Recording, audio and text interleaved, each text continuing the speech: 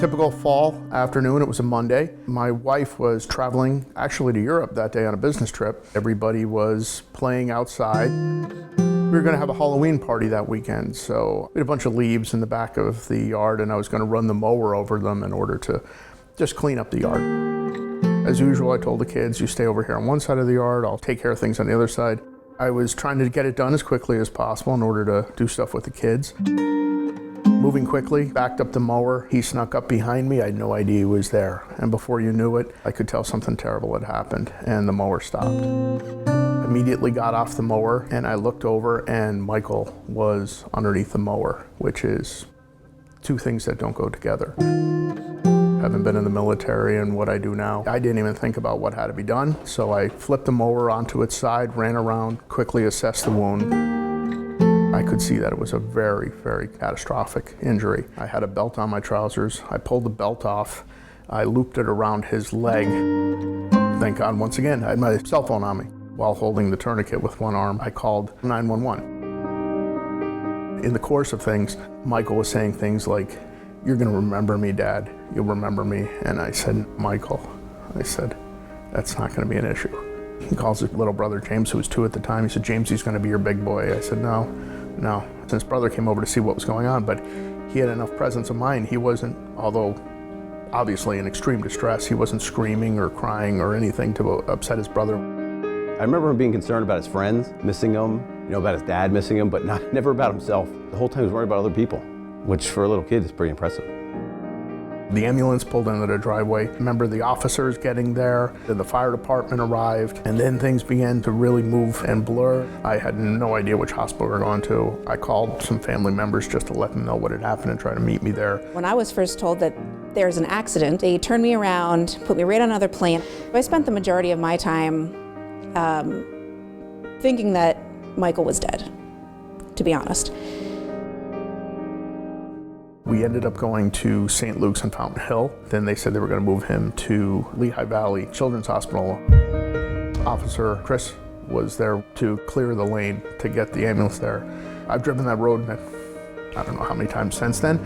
I have no idea how we made it there that quickly, but they got him there and got him in. I spoke with Officer Chris there. I was surprised that he had accompanied me all the way there from Colonial Regional. He just kind of gave me his name. Despite everything going on, do you need anything else? Are you okay? And legitimately and sincerely. I just wanted to be by his side.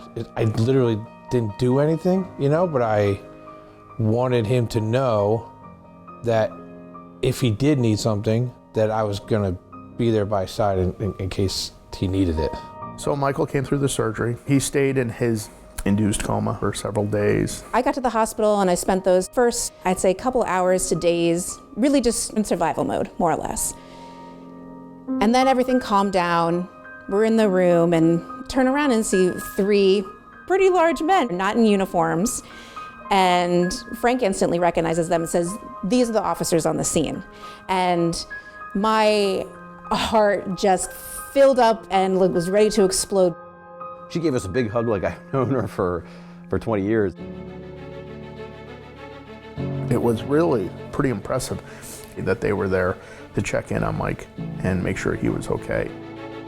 They came in with a bunch of police wagos. We gave him a badge and he became an honorary junior police officer, and that was Matt's idea. The fact that they extended beyond their job to be here, that their job became personal for them, was not something I expected. So really from that first moment of contact, you knew that these were extraordinary individuals. Time went on from there. Michael, he was going to be released the day before Thanksgiving.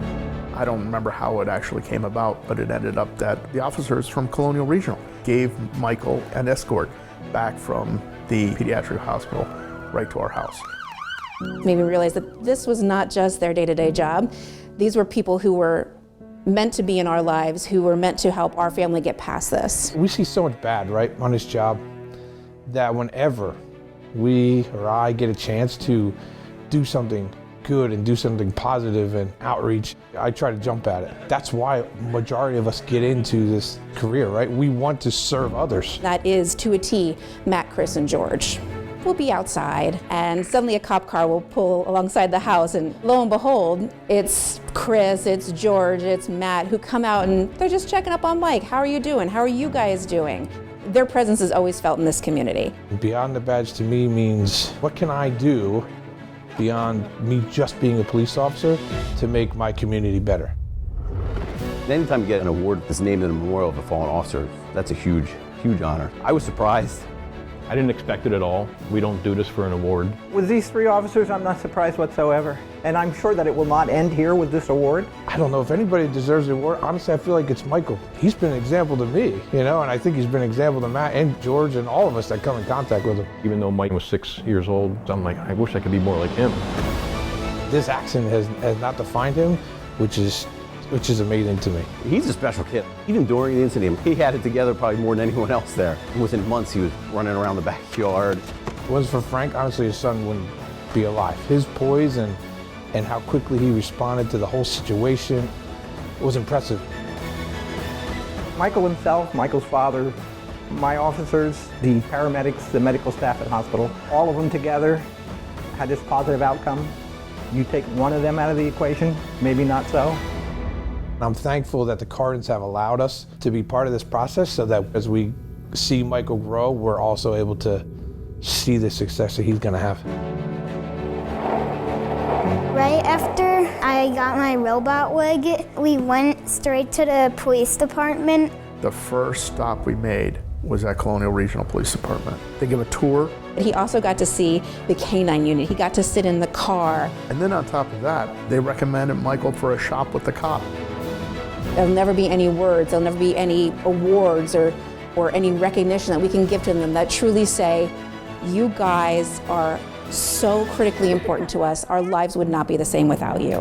What they did that day in helping to save Michael's life and allowing him to be the boy he is today and the man he will become one day, I could never be able to put that enough into words, and I think about it all the time. I think about it all the time. Thank you, Officer Matt, Officer Chris, and Officer George. Thank you.